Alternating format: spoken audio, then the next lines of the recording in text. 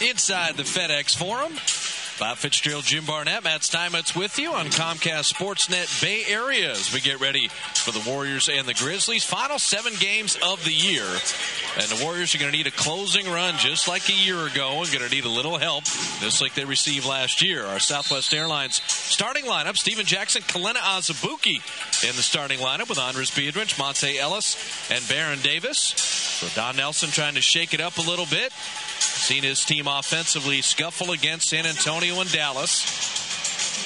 And they need these games, every one of them, as the season comes to a close. For Memphis, scoring 130 against the Knicks, and they have a nice road win at the Lakers in their last 4. Rudy Gay, Hakim Warrick, Jason Collins, Mike Miller, and the rookie Mike Conley. The city of Memphis going nuts for their Tigers at the collegiate level, but Marc Iavaroni would love to see this team go up and down as his Phoenix Suns did, the #1 assistant to Mike D'Antoni.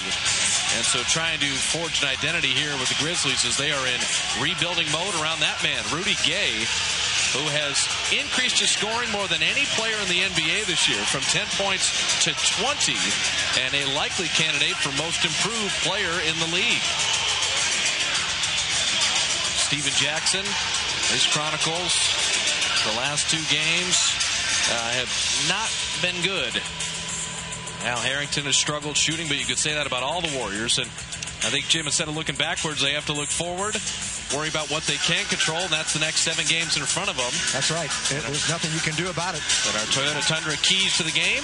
Well, transition defense. They just did not have any of that, particularly early on in Dallas. They've got to get back in ball movement on offense, get some cuts away from the ball, make the game come to you, let the game come to you, and, of course, force intensity. You know, yes, Memphis is capable, but still, they're not playing for anything for the postseason. So they're just playing out that string. You've got to force the intensity and don't allow them to get into this game. Moving screen.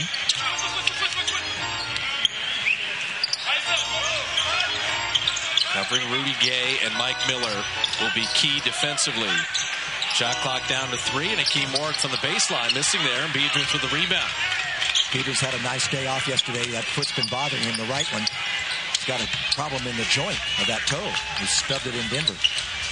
Steven Jackson, his first shot, right through. And after going 3 of 23 the last 2 games, how good did that feel? 2 of 12 and 1 of 11 with no free throws. So, you know, Steven's a competitor, as they all are, as the drive is made. Rudy Gay, a clever finish. Well, he's so big and he can handle the ball. He's their go-to guy.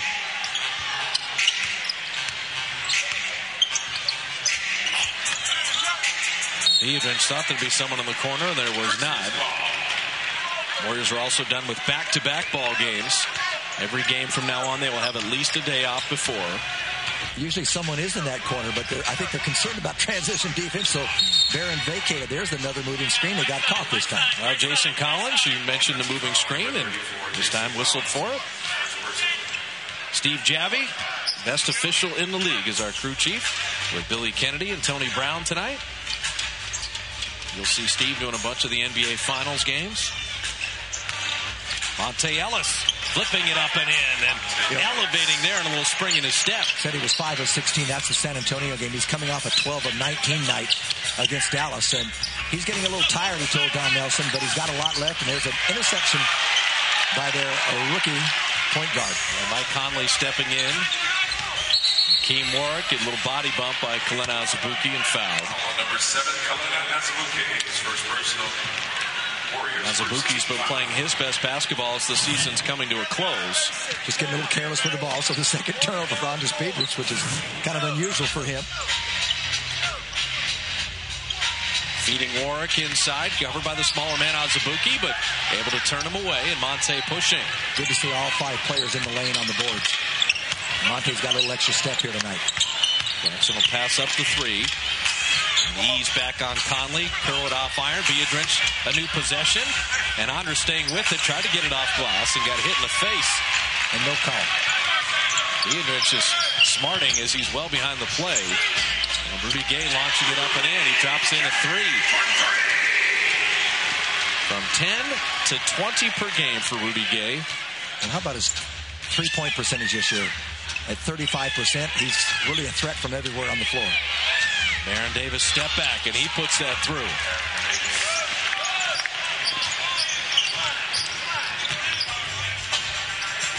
Conley, remember him with Greg Oden at Ohio State.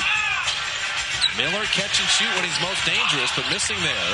Warrick with the offensive rebound, shot it over everything. And Collins and Monte, what a play by Ellis to save it. Jackson saved the near steal. Never want to throw it in under your basket. Oh, there's the beautiful look to Biedrins. Biedrins beats everybody on the floor because they're still fighting for the ball. They got away with that when Monte threw it back. There happened to be a man there, and that's fortunate. And it ignited the break. One thing about the Warriors you can tell tonight, don't know what the outcome's going to be, but they are focused. There's a little different, little resolve here. Rudy Gay looking like McGrady on that drive. Azubuike ahead to Barron. 3 on 2. Wait just a little bit. Monte slicing in to finish.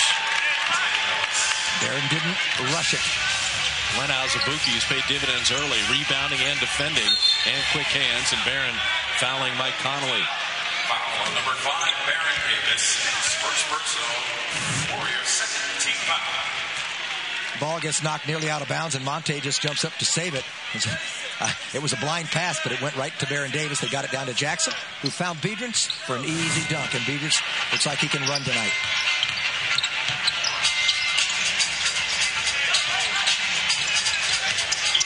Gay wing jumper. Jackson got there to contest that.